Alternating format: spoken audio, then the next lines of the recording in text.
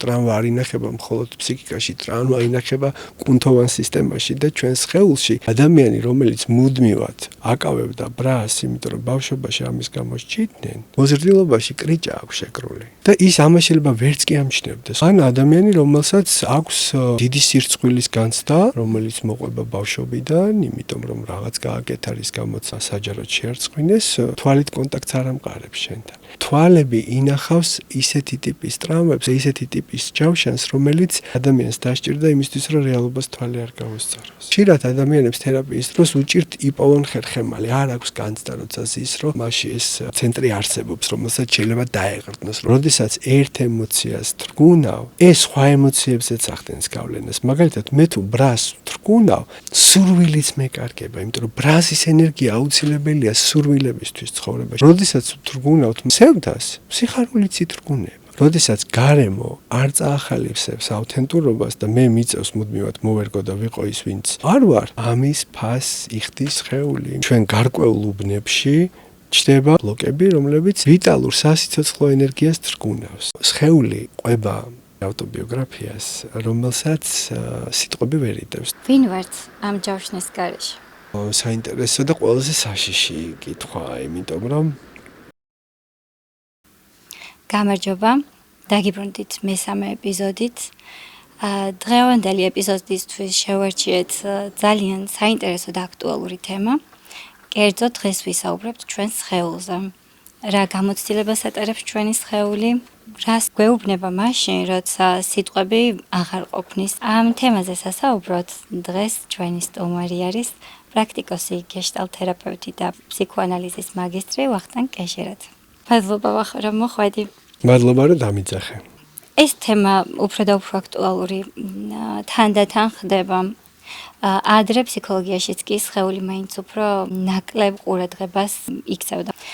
ძალიან მიხარია რომ დღესდღეობით სხეულს დიდ ყურადღებას ვაქცევთ. იმიტომ რომ მე თვითონ ვამჩნევ რომ ძალიან ხშირად სხეულით ბევრად უფრო მეტი რაღაცის გაგება შეიძლება საკუთარ თავზეც და გარეს სამყაროზეც, ვიდრე ამას ჩვენი კოგნიტური ფუნქციები ასრულებენ. შეგვიძლია დავიწყოთ საუბარი იმის განხილვით, თუ რა შეიძლება ეს ერთი შეხედვით გვითხრას სხეულმა ადამიანზე. აი, როცა ხედავ ადამიანს, როგორ დგას, როგორ მოძრაობს, როგორ იკავებს სივრცეს, რას გეუბნება ეს ყველაფერი, რა ინფორმაცია შეიძლება მივიღოთ ამით? ძალიან დიდი მადლობა პირველ რიგში რომ დამიძახე და დაინტერესდი ამ თემით და გეთანხმები რომ ფსიქოთერაპიაში და ფსიქოლოგიაში სხეული უფრო და უფრო აქტუალური ხდება, ესე არ იყო ყოველთვის და ესე ვთქვათ, გეშტალტ-თერაპია, რომელსაც რა მოდელობაშიც მე ვმუშაობ და ვიცი რომ შენც გეშტალტისტი ხარ, ისევე როგორც თანამედროვე მიმდინარეობები ფსიქოანალიზის უფრო რელაციური ესე ვთქვათ სკოლები, ასევე რაიხი, რომელზეც მე მგონი დღეს ვისაუბრებთ, რომელმაც საერთოდ საფუძველი ჩაუყარა ფსიქოლოგიაში სხეულს და სხეული, ესე ვთქვათ, სხეულს ძალიან დიდი მნიშვნელობა შესწინა და ყველა თანამედროვე სომატური თერაპია და სხეულზე ორიენტირებული თერაპია პრინციპში უნდა ვთქვათ, რომ საერთო წინაპარი ყავთ რაიხის სახით და გეშტალტ-თერაპიით, რომელიც ასევე მუშაობს სხეულით და მუშაობს სხეულზე. გეშტალტ-თერაპიაში სხეული როგორ გითხრათ, არის ყველაზე მნიშვნელოვანი ადგილი, სადაც თერაპია მიდის და სადაც ცვლილებები მიდის. ისევე როგორც იარაღი და საშუალება, რითიც ეს ცვლილებები მიიღწევა. რაც შეეხება სხეულის მნიშვნელობას, მეც ვფიქრობ და გეთანხმები იმაში, რომ სხეული ყვება უფრო მეც, ვიდრე სიტყვები ამბობენ ამას. რა თქმა უნდა, თითოეულ ჩვენგანს სხვადასხვა სენსორიკა გვაქვს და სხვა უნარი გვაქვს სხეულის ენის წაკითხვის, მაგრამ მაგალითად, როგორ შემოდის ადამიანი, როგორი არის მისი სიარულის მანერა, როგორ ზის ის სივრცეში, როგორ იკავებს სივრცეს, როგორც შენ თქვი, ხო, რამდენად შესამჩნევია ის ამ სივრცეში, როგორია მისი გამოხედვა, როგორია მისი სხეულის posture, პოზა, როგორც ვეძახით, როგორია მისი აქ და ახლა აწყვოში ყოფნა.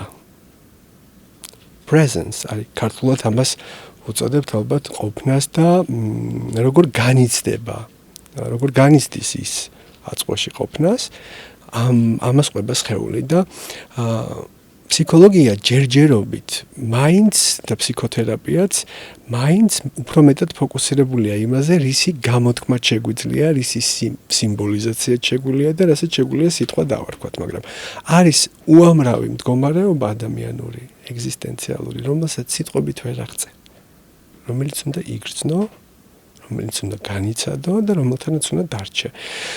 და გეშტალტ თერაპია და ეგზისტენციალური ფსიქოთერაპია, რაიხიანული თერაპია სწორედ ამას ცდილობს, რომ გააკეთოს, რომ მხოლოდ კოგნიტურ ველში, მხოლოდ ასე ვთქვათ, ცნობიერებაში კი არ ინტერვენციებით კი არ მივიდეთ ცვლილებებამდე ფსიქოთერაპიაში, არამედ სხეულთან თლიანობაში მოხდეს ეს და გეშტალტში გვაქვს ესეთი ცნება awareness, რომელიც ქართულად დიმიტრი ნადირაშვილმა თარგმნა როგორც ცხადგრძნობა.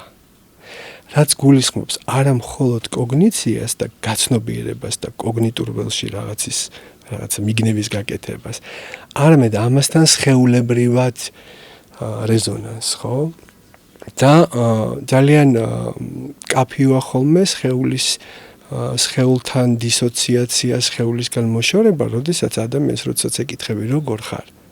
მეც მქონია ესეთი ბევრი შემთხვევა, რომ არ მაქვს პასუხი როგორ ვარ, იმიტომ რომ დავფიქრებულ ვარ და ძალიან ხშირად კონტრასტს მანდ გრძნობთ, რომ აი როგორ ხვდები, რომ სხეული შეიძლება დავკარგე და სხეულთან კონტაქტი დავკარგე, როგორც წესი ეს კონტრასტი იგრძნობა სხვასთან ურთიერთობაში, შეხვედრისას, რელაციაში.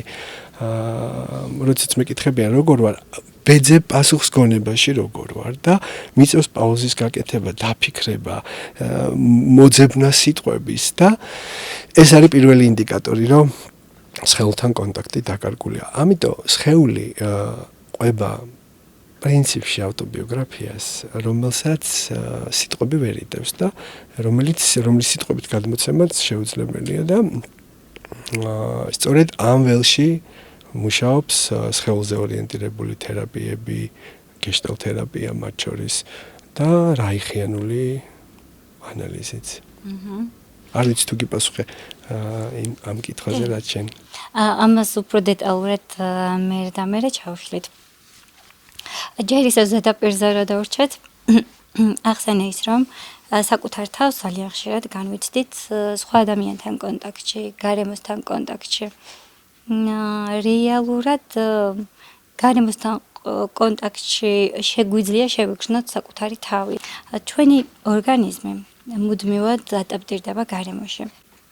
ბავშვობიდან მოყოლებული გვაქვს ძალიან ბევრი მექანიზმი, რომელიც გვაძლევს იმის საშუალებას, რომ საკმაოდ რთულ პირობებში გადავრჩეთ.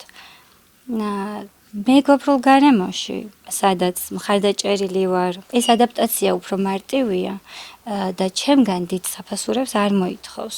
შემეძლევა იმის უფლება, რომ ვიყო ის, ვინც ვარ. თუმცა, როდესაც ვხდებით მტრულ გარემოში, ეს ადაპტაციის მექანიზმები ძალიან ხშირად ხდება უფრო ხისტი და შეიძლება იძულებულები გავხდეთ, რომ ბევრი პიროვნული შტრიხი დავკარგოთ, ბევრ საკუთარ რაღაცაზე ვთქვათ უარი. შეგიძლია რომ ამაზე გვესაუბრო, რა ხდება სხეულში, როდესაც მას უწევს გაზრდა და არსებობა ისეთ გარემოში, სადაც მისი მიღება უჭირთ და ბევრ ისეთ რაღაცას თხოვენ, რაც შეიძლება საერთოდ ზედმეტი იყოს. პირველ რიგში აბსოლუტურად სწორად ახსენე ის, რომ ორგანიზმი არასდროს არ არის და ადამიანი არასდროს არ არის იზოლირებული გარემოსგან და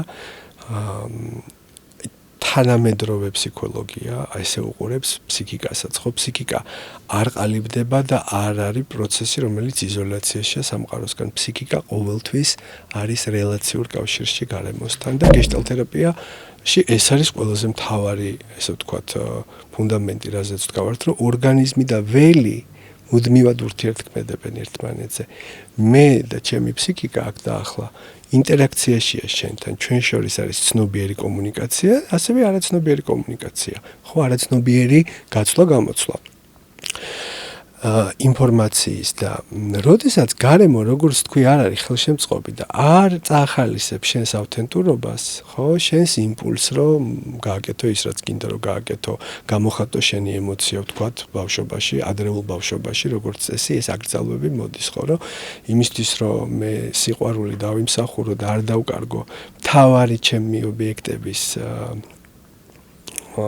ყურადღება და აღიარება მიწევს როგორც წესი კომპრომისზე წასვლა, რაც შენ ახსენე, ხო, რომ დავთმო ჩემი ავთენტური ინსტინქტის გამოვლინება, ავთენტური სურვილები, ავთენტური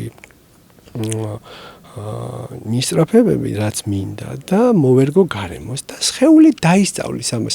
ანუ ჩვენ ცნობიერად არ ვწყვეტ, რომ მოდი ახლა მე ამ მხარეს ჩემსას არ გამოვავლენ, იმიტომ რომ ეს დედას ან მამას არ მოეწონება. ეს ხდება არაცნობიერად სხეულის დონეზე. ანუ სხეულში ჩვენ გარკვეულ უბნებში ჩდება, რასაც რაიხი უწოდებს ბლოკებს, ხო? ბლოკები, რომლებიც აი ამ სხეულის კონკრეტულ, ესე ვთქვათ, არეებში ვიტალურ სასიცოცხლო ენერგიას თრგუნავს. აი მაგალითად ადამიანი, რომელიც მუდმივად აკავებდა ბრას, იმიტომ რომ ბავშვობაში ამის გამო სჭიდნენ, მოზრდილობაში კრიჭა აქვს შეკრული. და ის ამას შეიძლება ვერც კი ამჩნევდეს ყოველდღიურ ცხოვრებაში.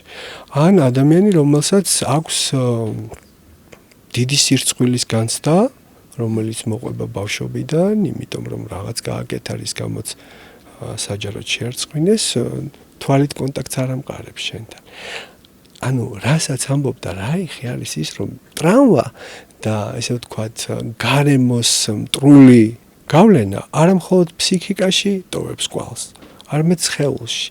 და აი ამ მიდამოებში, გარკვეულ მიდამოებში და 7 გამოყო ესეთი რაიხმა ბლოკების სახით ყალიბდება, ხო? აი მაგალითად ადამიანი, რომელიც ადრეულ ბავშვობაში ატარებდა ძალიან მაღალ პასუხისმგებლობებს, გაიზარდა მაგალითად ისეთ გარემოში, სადაც მას თხოვდნენ, რომ ყოფილიყო უფროსი და მისი ბავშვობა, ესე ვთქვათ, მისი ბავშვური მხარე არ იყო მიღებული და არ იყო წახალისებული და გაიზარდა ემოციური ტვირთით. როგორც წესი, მოზრდილობაში სხეულებრივად ვლინდება იმაში, რომ არის მუდმივად ბეჭებში სიმძიმე, ხრებზე სიმძიმის განცდა, რომელიც სომატურად განიცდება, თუმცა არანაირი, ესე ვთქვათ, კვლევებით იქ არ დასტურდება, რომ რამე ორგანული დაზიანებაა. და სხვა და სხვა. შიშები, რომლებიც ძალიან ხშირად მუცლის მიდამოში ფიქსირდება. ერთი სიტყვით, როდესაც გარემო არ წაახალისებს ავთენტურობას და მე მიწევს მუდმივად მოვერგო და ვიყო ის, ვინც არ ვარ, შორდები თავს და ხდები ის, ვინც უნდათ რომ ვიყო. ვისაც მიიღებე. ამის ფასს იხდის, როგორც თქვით, სხეული, იმიტომ რომ სხეულში ვიტალური ენერგია ბლოკირებულია.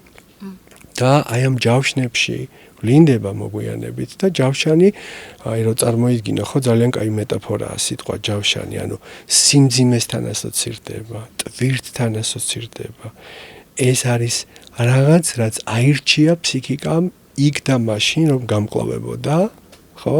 არ დაიკარგა სიყვარული, მაგრამ პრობლემა არ არის ამაში, რომ ჩვენ ეს ავირჩიეთ. პრობლემა არის იქ, რომ ეს ჯავშანი გადავიდა მოზრდილ ცხოვრებაში და ვიყენებ მაშინ, როდესაც ეს უკვე აღარ მჭირდება. მაშინ, როდესაც არავინ მიგრძალავს, არავინ მიგრძალავს, გავაკეთო, ვთქვათ, ის, რაც მინდა მოვიქცე, ისე როგორც მინდა ვთქვა, ის, რაც მინდა.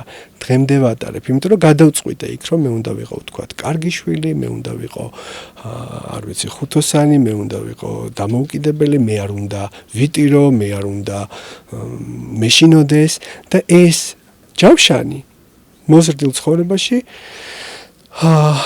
გადაყვება და სინამდვილეში ყველა ფსიქოთერაპია ამაზე მუშაობს სხვადასხვა გზებით, რომ შესუსტდეს ამ ჯავშნის ტვირთი ადამიანზე, იმიტომ რომ ეს მოითხოვს ენერგიას. და აღარ გრჩება სიცოცხლისთვის ენერგია. მე არ მრჩება სიცოცხლისთვის ენერგია, თუ მუდმივად მიწევს მთელი ჩემი ფსიქიკური ენერგიის ლიბიდოს ინვესტირება ჯავშნის შენარჩუნებისთვის.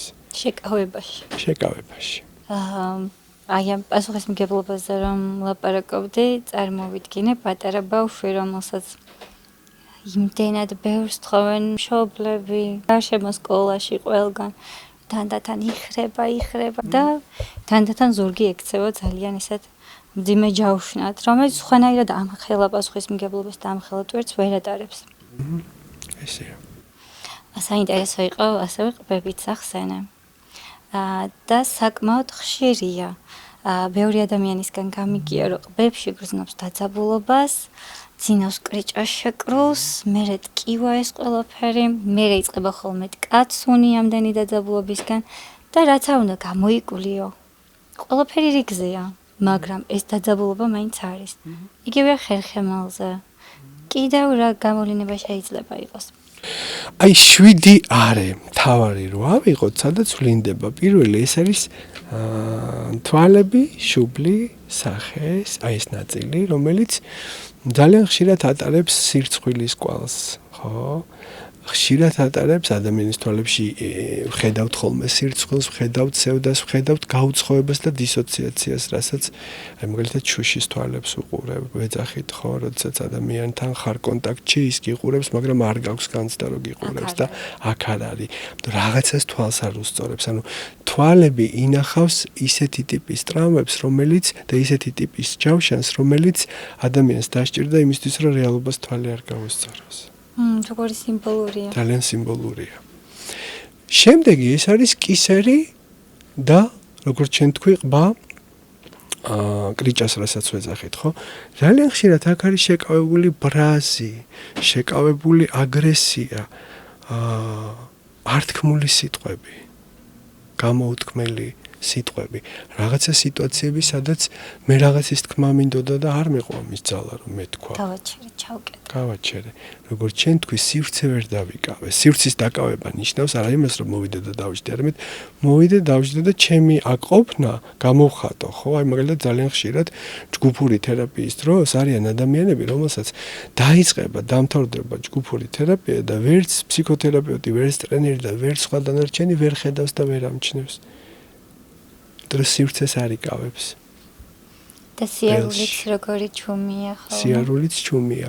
ზის ფრთხილად კიდეში არ უყურებს სხვა ადამიანებს და ველში, ესე ვთქვათ, არის უჩინარი. აი ეს ამას ვეძახით სივრცის დაკავებას, როდესაც არ შეგიძლია გამოთქვა მისცეხმა იმას, რაც შენშია სურვილები და შენი გამოცდილება გააჟღერო და შენი იქ ყოფნის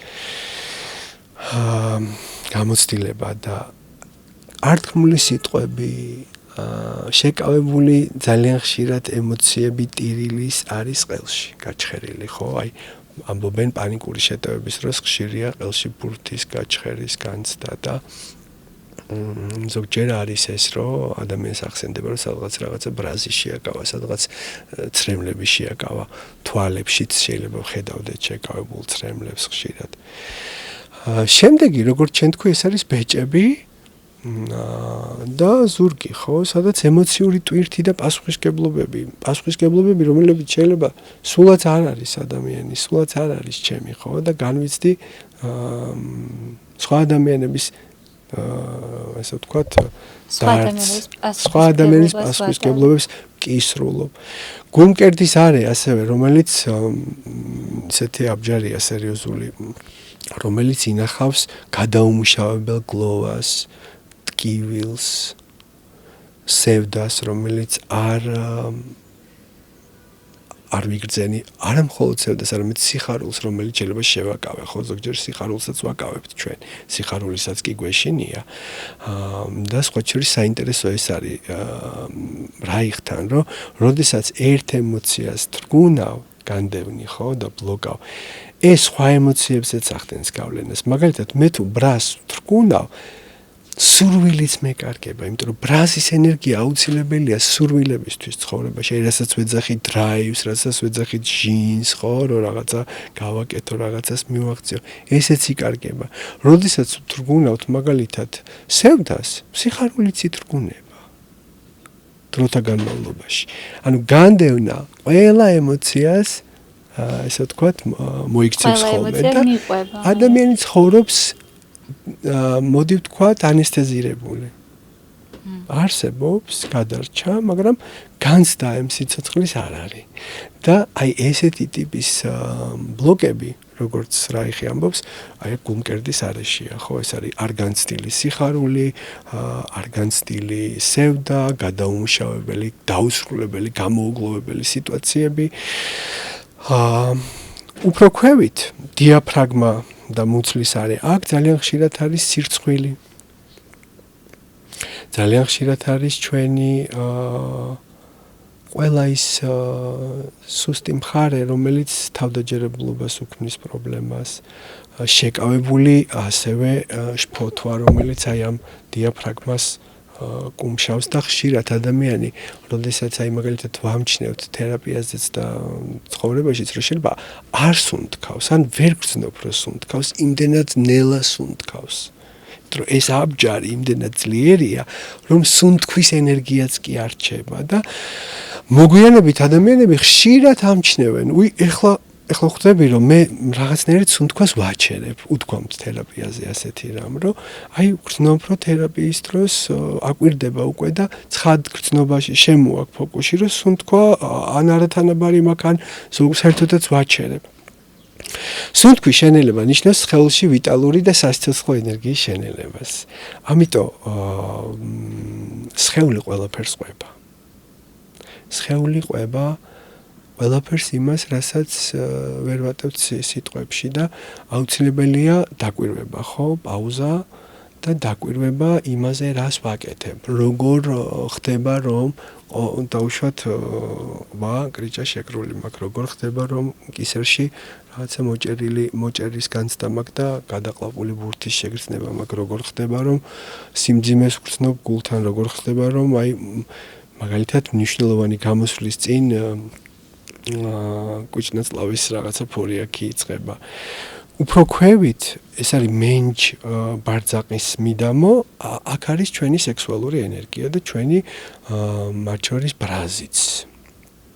ესე ვთქვათ, პირველადი აგრესიული იმპულსი, ხო, და თუ სიამოვნება ადამიანის ცხოვრებაში იყოს სირცხვილი, იმიტომ რომ გაიზარდა ისეთ გარემოში, სადაც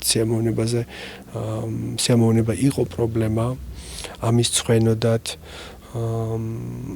ეს ჯავშნები, ესე ვთქვათ, აი ამ მენჯის და ქვედამუცლის არეში გვხვდება და ბლოკავს ჩვენს სექსუალურ ენერგიას, სიამოვნების ენერგიას და ასევე აგრესიასაც.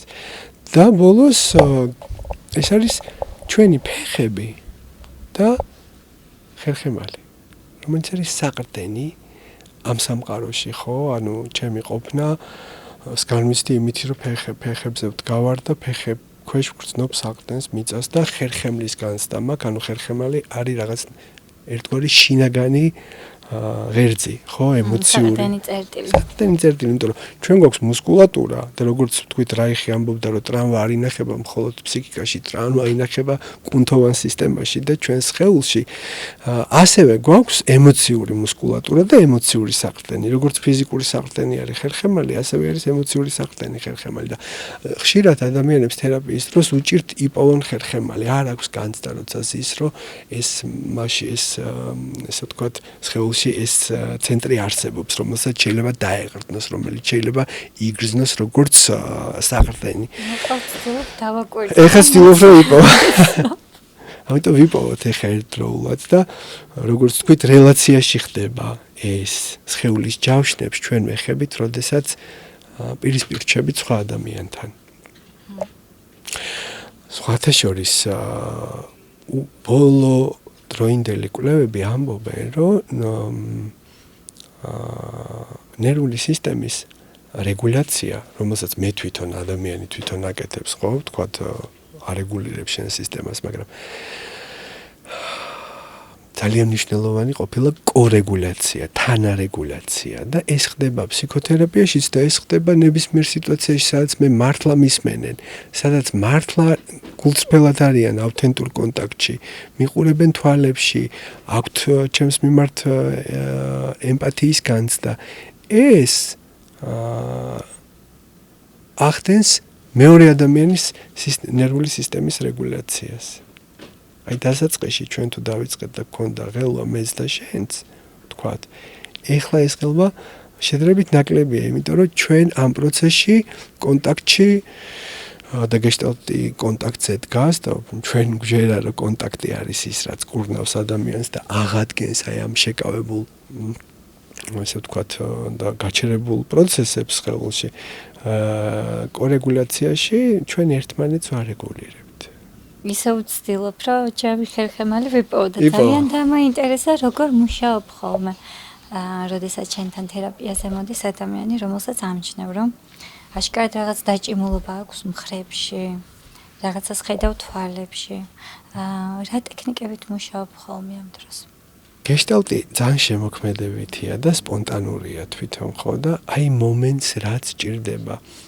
როგორც წესი, შენ დასაწყისში თქვი რომ სხეული ამბობს ამას, აი როდესაც ადამიანი მოდის და შენს წინ თქვა გრძნობ რომ ჩამოშვებულია ეს ბეჭები, მოხრილია წელში, თვალით კონტაქტს არ ამყარებს შენთან.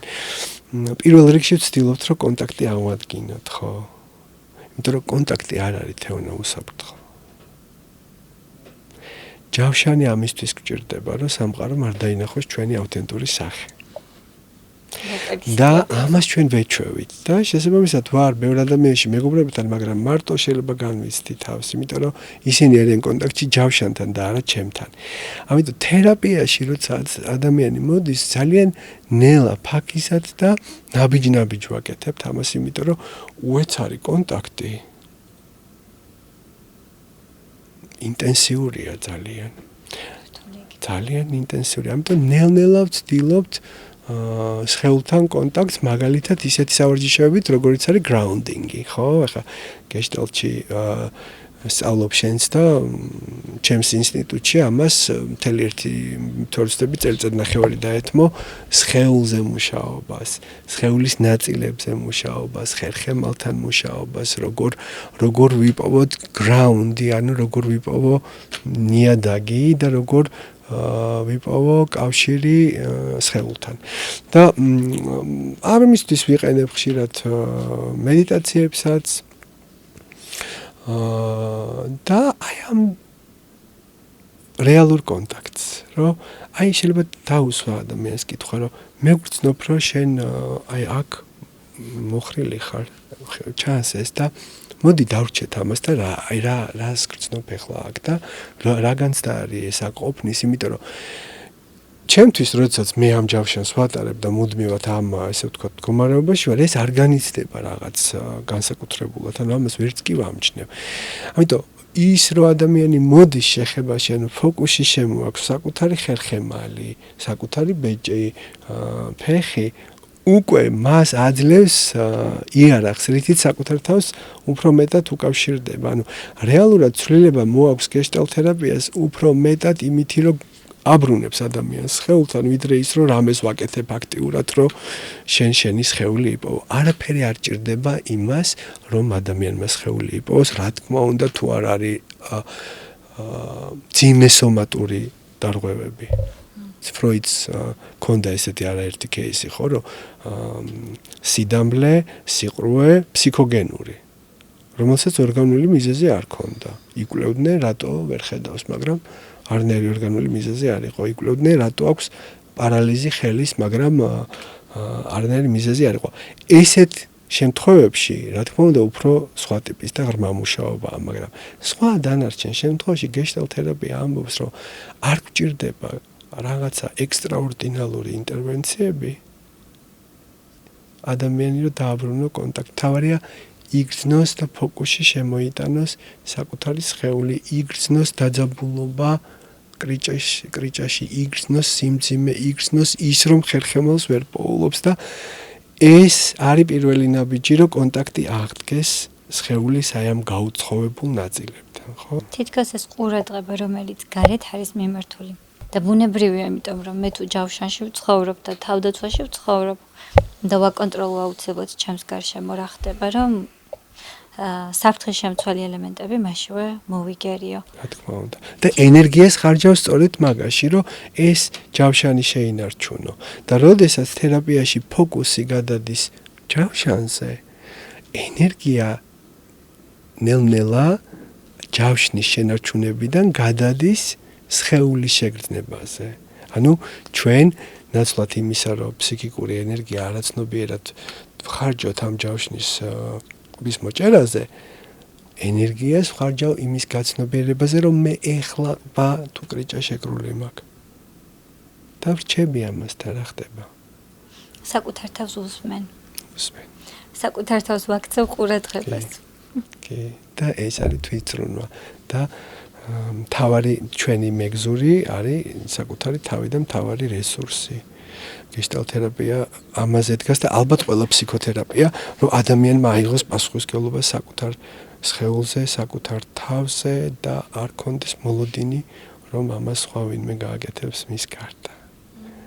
სხვები არიან მეგზურები, დამხმარეები, მაგრამ დღის ბოლოს ჩვენი პასუხისმგებლობაა, რომ ვიზრუნოთ ჩვენ თავზე და გეშტალთერაპია მართლაც ამაზე დგას.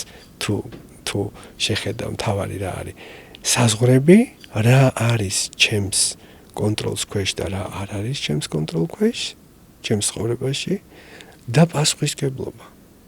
პასუხისმგებლობა როგორც მოზრდილი ვიღებ იმაზე, რომ ჩემი ენერგია, ჩემი ცხოვრება არის ჩემი პასუხისმგებლობა და ჩემი არჩევანი. აი ამაზე დგას, ამიტომ თერაპიაში ადამიანი სწავლობს თვითზრუნვის, ესე ვთქვათ, სწავლობს თვითზრუნვას რა. ეს არის ანი და ბანი თერაპიის, რომ ადამიანს ააღებინოს პასუხისმგებლობა საკუთარ ცხოვრებაზე, საკუთარ თავზე და დაეხმაროს იმაში, რომ ეს მან შეძლოს და ეს არის დროებით, იმიტომ რომ წარმატებული თერაპია მთავრდება იმით, რომ ადამიანს ეს აღარ ჭირდება და ის მიდის თერაპიიდან. სასიამოვნო ჭირს. ხო. შეიძლება რომ ადამიანმა მთელი ცხოვრება ისე გაატაროს, რომ იცხოვროს ამ რაღაც მოჩვენებით ჯავშანში, ილუზორულ ჯავშანში და ვერასოდეს ვერ გააცნობიეროს, რომ ეს მისი პიროვნება არ არის რეალურად. ეს მისი პიროვნების რაღაც ძალიან პატარა ნაწილია, რომელმაც ყველაფერი გადაყლაპა უბრალოდ. ტრაგიკულია, მაგრამ შესაძლებელია. როგორც თქვით, ჯავშანი არის დაცვითი მექანიზმი, რომელიც მე დამჭირდებოდა იქ სადღაც ოდესღაც ბავშვობაში დამჭირდა, მაგრამ მე თუ ამას მთელი ცხოვრება ვიყენებ, უკვე ეს პათოლოგიურია, ხო და ჯავშანი ხდება პიროვნება. მას აქვს განცდა, რომ ის მისი პიროვნება ეს ასეთია და გეშტალტში რომ ვსწავლობდით, მახსოვს, რომ პირველი რამდენიმე წელი ეს იყო, რომ მე ესეთი ვარ და სხვანაირი მე არა ვარ და მოგვიანებით აღმოგვიჩენია, რომ ეს რაც მე რა ხატიც მაქვს ჩემი თავის, სულაც არ იყო ჩემი და რა თქმა უნდა, თუ ადამიანი არ არის თვითგანვითარებაზე ორიენტირებული და არ დებს ენერგიას საკუთარ თავში, შეიძლება აღმოაჩინოს ძალიან გვიან, რომ ეს არ იყო ცხოვრება, ეს იყო ფიქცია. გამოგონილი პერსონაჟით, გამოგონილი ცხოვრებით, სხვისი მოლოდინების გასამართლებლად და საკმაოდ მძიმეა, მაგრამ უნდა ვთქვა ერთი რამ, რაც ყველას გვაქვს კრიზისები და ჩიხური სიტუაციები.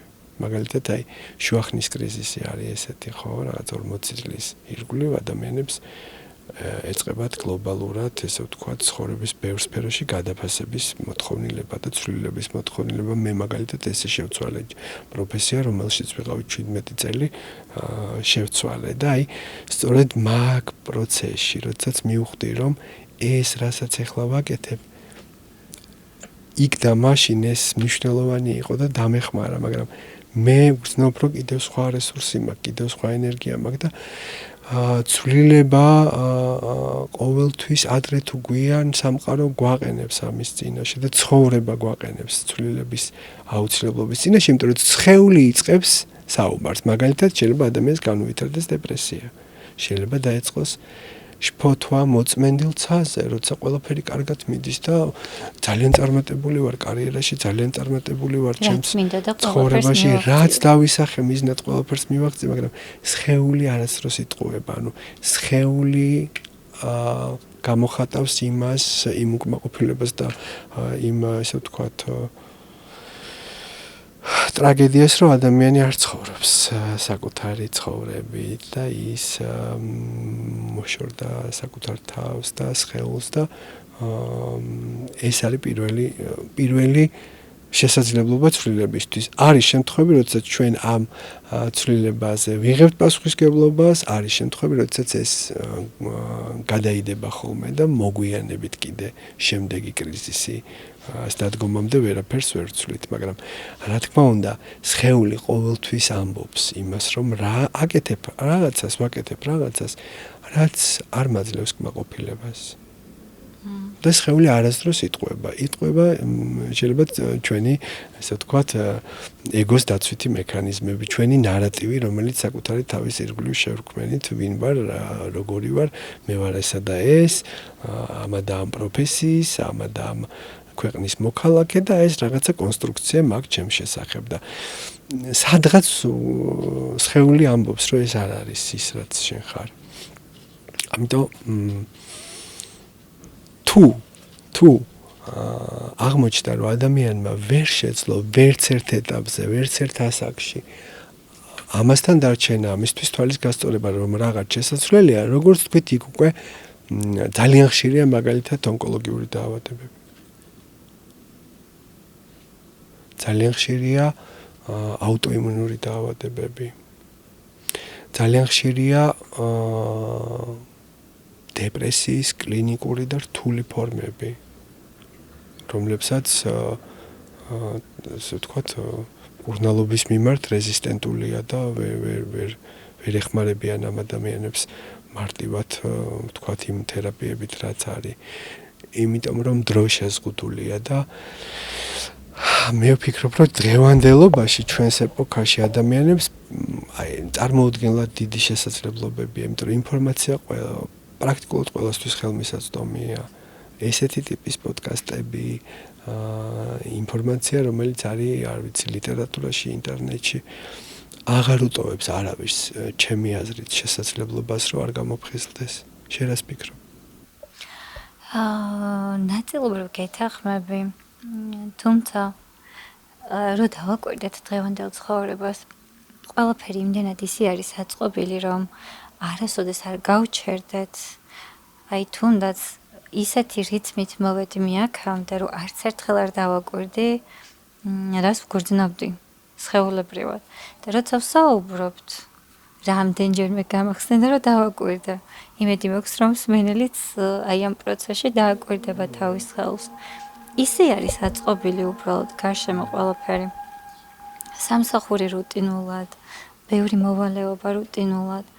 დღეები გადის რაღაცის კეთებაში, რაც საერთოდ არ შეგეხება შენ. განსაკუთრებით თუ დავამატებთ სკროლას. რომელიც ალბათ გაქცევის ყველაზე მარტივი საშუალება. ნამდვილად ესე გეთანხმები აბსოლუტურად, რომ ხო ერთის მხრივ ბევრი ინფორმაციაა, მაგრამ მეორეს მხრივ ბევრი ქაოსია გარემოში, გამღიზიანებელი, სწრაფი და მარტივი სიამოვნება, ხო სკროლე რაღაცა TikTok-ზე მყისიერი უცბად დოპამინი მოვიდა, უცბად რაღაც დაკმაყოფილების განცდა მაქვს და ძალიან რთულია. ამიტომ არის მნიშვნელოვანი სწორედ ის, რომ თუნდაც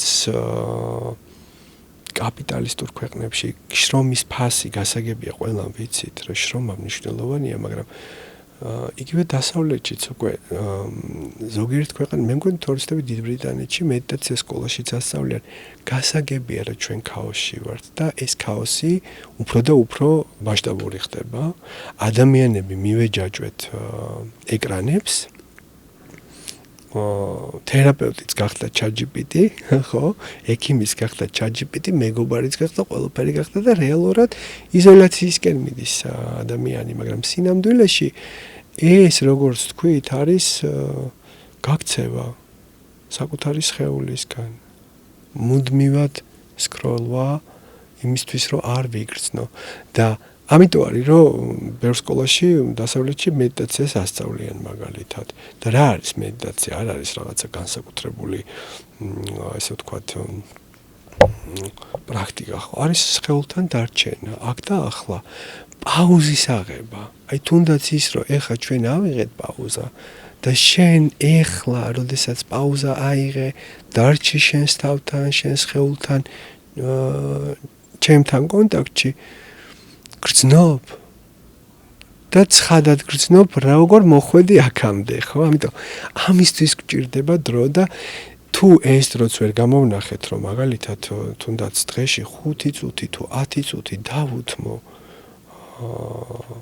სიჩუმეს საკუთარ თავთან დარჩენას საკუთარ სხეულთან დარჩენას შეუძლებელია რომ სხეულს არ აღხმა მოდი პირდაპირ ვთქვა სხეული სიტყვებით არ ლაპარაკობს სხეული შეგრძნებებს გვაძლევს ხო აი ხა მეც რომ მოვდიოდი გრძნობდი ამ ქაოსს რაღაცა წვიმა ქაოსი რაღაცა ხმაური იქ საცობი მაგრამ სივრცეს ვქმნით სადაც შეგვიძლია უსაფრთხოდ დარჩეთ სტიმულაციის გარეშე და ეს ძალიან მნიშვნელოვანია ჩემთვისაც გამოწვევა იმიტომ რომ ვიცი რომ აი მაგალითად მაქვს ეს მიდრეკილება რომ რაღაცა ბევრი ინფორმაციით გადავიტვირთო თავი და გრძნობ რომ ეს უნდა შევცვალო ამიტომ როგორც კი ვიღებ პასუხისმგებლობას იმაზე რომ ეს რაღაცა მინდა რომ შევცვალო უკვე არჩევანია მანამ სანამ ამას არ გავაცნობიერებ არის ავტომატიზმი როგორც შენ თქვი რომ ცხოვრობ მივდივარ მოვდივარ სამსახურში სახლში რაღაცა მეგობრებთან და განცდა არა მაქვს რომ ცხოვრობ და მე როდესაც აი ასე ვცხოვრობდი ავტომატიზმით მახსოვს რომ მკითხავდნენ როგორ ხარ ჯერ ეგრეთი არ მქონდა პასუხი როგორ ვარ ბოლომდე ვერ გრძნობდი ამას როგორ ვარ იმიტომ რომ როგორც გითხარი როგორ ხარ ნიშნავს იმას სხეულში რა ხდება დავაკვირდე ჩემთვის. დავაკვირდე ხო რა ხდება. რისი გამოცდილებაც არ მქონდა. ამიტომ ვიწყებდი იმის მოყოლას, როგორ რა ხდებოდა ჩემ ცხოვრებაში ამ კვირაში, რომელსაც ყვებოდი და ყვებით როგორც ამბებს. თითქოს აი ვიღაცის ცხოვრებას რო ეს გავაკეთე და ამ ამბებს როცა ყვები ემოციურ არასდროს არ გრძნობდი და არ გრძნობდა ალბათ ის ვინც მისმენდა რომ ემოციურად ჩართული ვარ და კავშირზე ვარ იმასთან რასაც ყვები.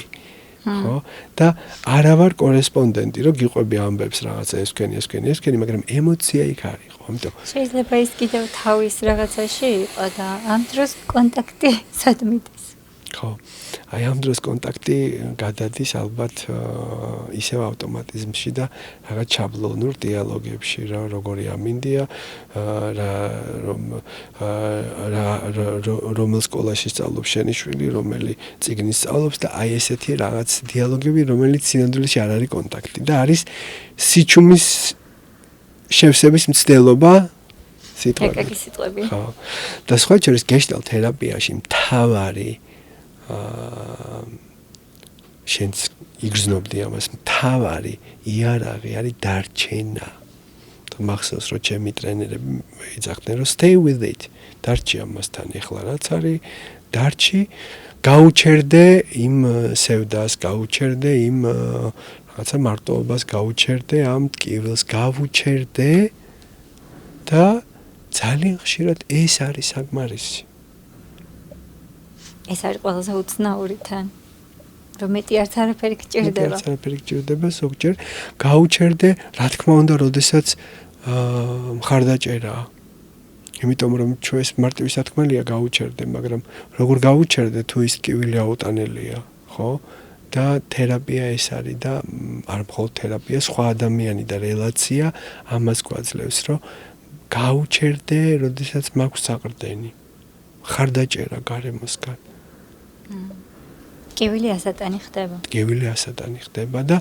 ჩვენი სხეული სწავლობს რომ შემიძლია მე ამასთან დავრჩე ისე რომ არ თურმე ისეთი საშიშიც არ ყოფილა ერთი კითხვა გამიჩნდა სკროლვასთან დაკავშირებით რომ საუბრობდი თვალების ჯავშანი ახსენე საინტერესოა ამ თვალების ჯავშანსა და ამ სკროლვას და მუდმივად ვიზუალურ სტიმულაციებს შორის შეიძლება რამე კავშირი ვეძებოთ?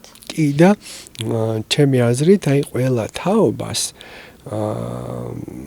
დამახასიათებელი ჯავშანი აქვს. მაგალითად მე მილენიალი ვარ და ჩემი თაობა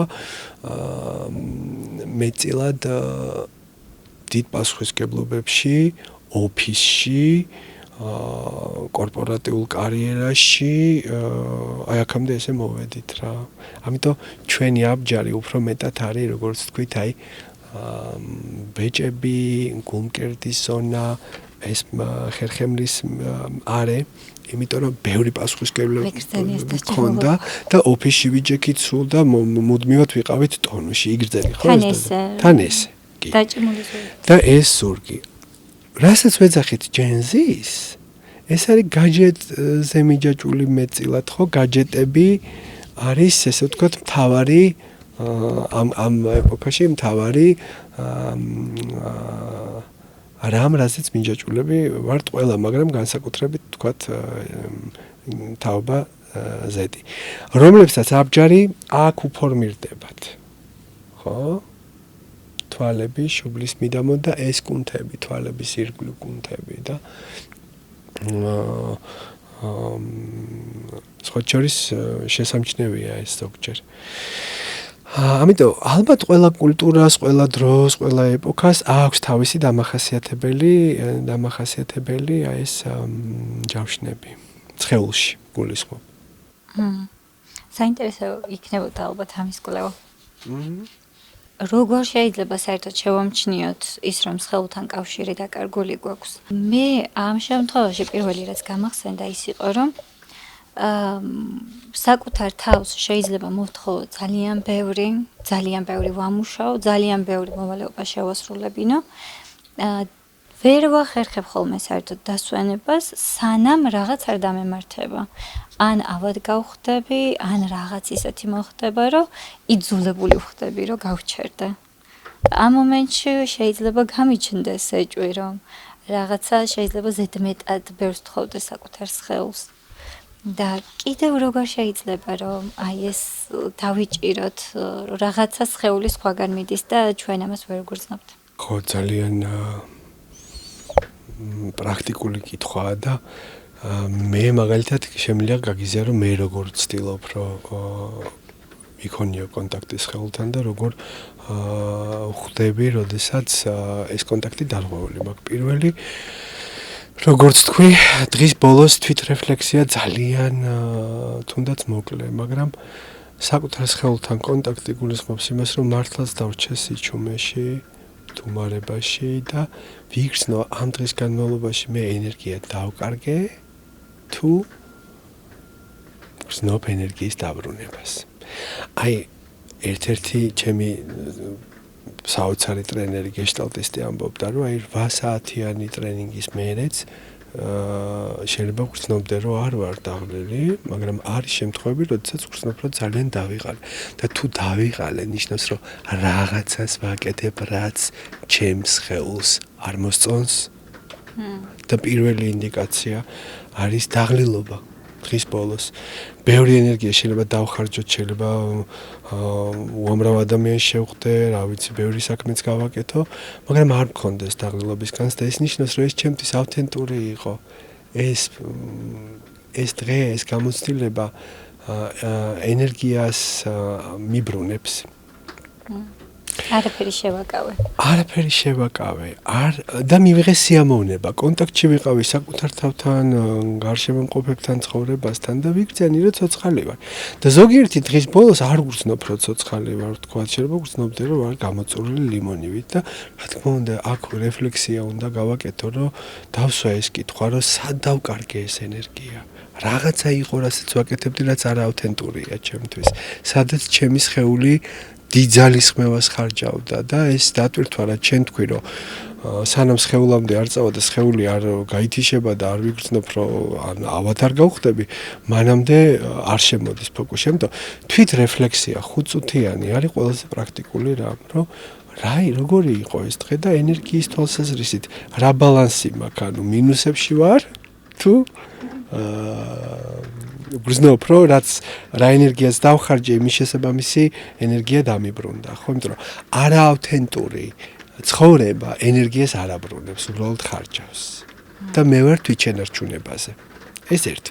მეორე, როგორც თქვით რა, რომ როცა მეკითხებიან, როგორ ვარ, პასუხის მოსაძებნად არ მჭირდება გონებაში წასვლა, ხო, ვიცი როგორც ვარ, შემიძლია აღწერო, შემიძლია გითხრა ჩემი განცდები, ჩემი ემოციები და ეს არის ის, რასაც მე ვიყენებ როგორც ნავიგატორს, კომპასივით, რომ ვიპოვო ჩემი თავი რეალობაში. ერთ რამეს დავამატებ ხო, რომ სხეულამდე რო არ მივიყვანოთ, რა უნდა ვქნათ, რომ მან ალბათ არ გახდე. ყველას გვაქვს ესეთი გამოცდილება, რომ სანამ გადაწვამდე არ მივიდა სხეული, ვთქვათ, ბერნაუთამდე, მანამდე ვერ მივხვდი, რომ შებულება უნდა ავიღო, მანამდე ვერ მივხვდი, რომ უნდა დავისვენო. თავარია, რომ ამ გამოცდილებით ვისწავლოთ, ხო და თუნდაც ძალიან მოკლე ხანი დღის ბოლოს დავრჩე საკუთარ თავთან, დავრჩე სხეულთან, მოусმინო სხეულს და ვიგრძნო როგორ განვიცდი თავს. ხო, იმიტომ რომ სინამდვილეში ჩვენი ყოფნა ამ სამყაროში არის გამოცდილება. და რა გამოცდილება არის ეხა აქ რო ვზივარ, ხო, სასიამოვნოა თუ უსიამოვნოა. ზოგჯერ ადამიანის სხვათა შორის გეშტალტში არ აქვს პასუხი, აი დასაწყისში მე მახსოვს, რომ როგორ გრძნობ ეხა თავს და არ ვიცი ეს სასიამოვნოა თუ უსიამოვნოა. ვამბობ, რომ აი რაღაცას გრძნობ, მაგრამ არ ვიცი რას გრძნობ. რომ უბრალოდ შეგრძნება მაქვს, მაგრამ განცდა ეს რა არის, ამას ვერ გრძნობ, ამიტომ ჭირდება დარჩენა, როგორც თქვი. ყველაფერს უნდა გავუჩერდე, რაც ჩემს შიგნით ხდება და ვეცადო, რომ მოусმინო ამას. და რა თქმა უნდა, ეს არ მოხდება თუ პაუზა არ გავაკეთე, ამიტომ გეშტალტში, ფსიქოთერაპიაში წვიმად სტილოს გაგვაჩერო. ამიტომ თავარი ალბათ რაც მინდა რომ გააყვეს ჩვენს მსმენელებს მეც და შენც არის უნარი დარჩე იმასთან რაც არის აქ და ახლა. თუნდაც რამდენიმე წამი, თუნდაც რამდენიმე წუთი, მაგრამ ვისწავლოთ შეჩერება და პაუზა. და პაუზა არის ზუსტად ის სივრცე, სადაც ხვდები რომ ეს ჩემი დაღლილობა სინამდვილეში მოწყენილობა, ანუ სივრცე, სადაც ხვდები ეს შეგრძნება ჩემთვის რა. იმიტომ რომ ვიღაცისთვის დაღლილობა შეიძლება არის სრულად ნორმალური. იმიტომ რომ ნორმალიზდა. ანუ იმდენად შეეჩვია სხეული ამას, რომ როდესაც არ არის დაღლილი, თავს შეიძლება კარგად არ გრძნობდეს. ეს ძალიან მნიშვნელოვანია, რომ სხეული ხშირად სიჩუმეს აღიქვავს საფრთხედ. სიმშვიდე ყველასთვის არ არის უსაფრთხოება. ზოგიერთისთვის სიმშვიდე გავს აუტანელ გაჩერებას და მეც ვიყავ ესე ძალიან მიჭირდა შეჩერება და აბა მოდი მეტი გავაკეთოთ და რაღაცა უფრო მეტი და ადამიანები ყველაფერს ვაკეთებთ, რომ ჩვენი დრო მთლიანად შევავსოთ, მუდმივად ვიყო პროდუქტიული, მუდმივად ვიყო დაკავებული, მუდმივად რაღაცას ვაკეთებდე იმისთვის, რომ რაღაც მიღწევები მქონდეს და უჭირს ადამიანს, თანამედროვე ადამიანს უბრალოდ სიჩუმეში გაჩერდეს, იმიტომ რომ სიჩუმე და ესე ვთქვათ შეჩერება არის საფრთხე. ნერვულმა სისტემამ დაისწავლა ეს, იმიტომ რომ გამოცდილებაში აქვს რაღაც, რა დროსაც, აი როგორც ხო იცი შტორმამდე რომ ქარი ჩადგება, სიმშვიდეა და იყო მოგვიანებით მე ამას მოყვა შტორმი და ზოგიერთისთვის სიმშვიდე არის აუტანელი, ამიტომ პირველი რასაც ნერვულ სისტემას ვცდილობთ რომ ვასწავლოთ არის დარჩეს სიმშვიდესთან ისე რომ არ კონდეს შიშირო სამყარო გაჩერდება. და ახალი გამოცდილება მიიღო რა? და ახალი გამოცდილება მიიღოს და ახალი გამოცდილება ცვლის და ეს ხდება, ეს არ ხდება სწრაფად თეო. გეშტალტშიც და ფსიქოთერაპიაშიც არის რაღაცა ისეთი სწრაფი ტრანსფორმაციები როგორ არ არის უეცარი კათარზისი, უეცარი გაცნობიერება, მაგრამ სხეულმა უნდა ისწავლოს ის, რაც გაცნობიერდება. სხეულმა უნდა იცხოვროს ამით. ამიტომ სხეულს სჭირდება ახალი გამოცდილებები იმისთვის, რომ დაისწავლოს ეს, ხო? ახალი მდგომარეობებისში ყოფნა შეძლოს და ეს არ ხდება კოგნიტურად. ამიტომაც ვამბობთ, რომ მნიშვნელოვანია ურთიერთობები. ეხლა ვამჩნევ, რომ ხელებს ძალიან უჭერ ერთმანეთს და ძალიან მაინტერესებს რას მეუბნება ამ წუთას ჩემი სხეული. დავრჩეთ ამასთან რას ეს რა არის შენთვის და ეხლა რას განიცდი, როცა ამას აკეთებ? რა დაძაბულობა არის, რომელსაც ჩემი სხეული ეხლა აი ამ ფორმით გამოხატავს?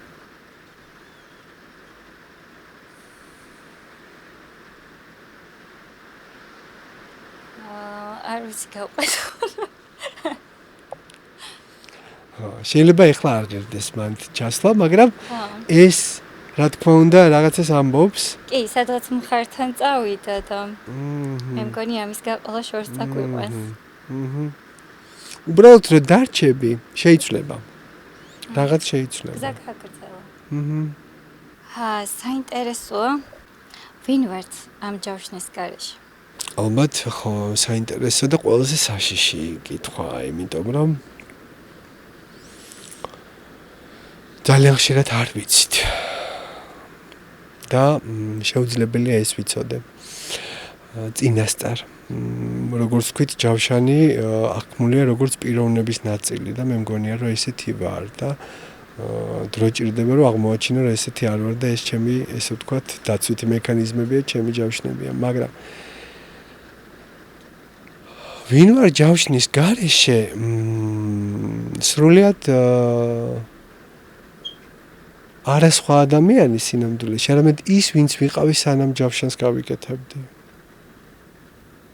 ჩვენ არ ხდებით სხვა ადამიანები. როდესაც ჯავშანს ვიხსნით, ჩვენ ვუბრუნდებით ჩვენს ავთენტურობას, იმას, ვინც ვარ.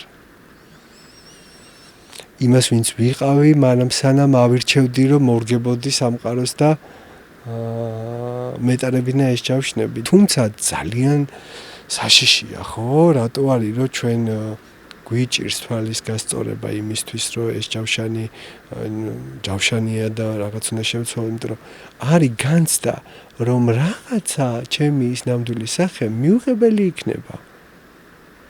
ანუ სამარცხვინოა ეს სახე. საშიშია. და ამიტომ არის, რომ გვეშინია და ირჩევს ადამიანი თუნდაც აი ამ ჯავშნით ცხოვრებას, ვიდრე შეხვედრას იმასთან, რაც არის, იმიტომ რომ არ ვიცით ეს რა არის, მაგრამ ცხოვრებაც ეს არის. ცხოვრება არის არაპროგნოზირებადი და გეშტალტში სხვა შორის არ გვაქვს ესეთი ხედვა, რომ ადამიანს აქვს რაღაცა ერთი ნამდვილი მე, რომელიც არ იცვლება. არ არის ესე, რომ მე ვარ ვთქვათ, ვახო და ვარ ესეთი და ესეთი, ხო? გარემოსთან მუდმივად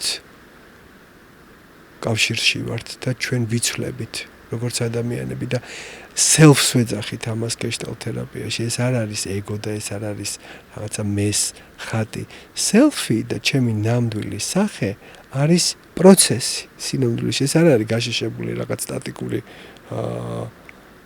ერთი ფიგურა, ესეთი ვარ და მორჩა.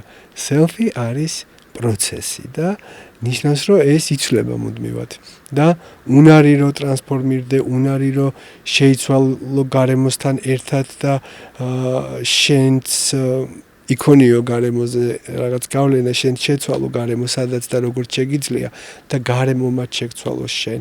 ანუ მოქნილია, ხო, არ არის ხისტი. ეხლა რაიხი მაგალითად საუბრობდა, რომ არის ხისტი ფსიქოტიპი ქონდა ესეთი ფიზიოგნომიკაც ეგეთია გაშიშებული ადამიანები, რომლებიც პოზასაც ვერ იცვლიან და უშუალოდ ხო უჭირთ რომ რაღაცა სწრაფი ფიზიკური მოქმედება გააკეთონ, სწრაფად გაიხედონ, გამოიხედონ. ეს ჯავშნის გავლენა არის. ავთენტურობა ჩვენი და ესე ვთქვათ, ჯავშნის გარეშე ცხოვრება სინამდვილეში არის ლაღი, მარტივი და არ მოითხოვს ძალისხმევას.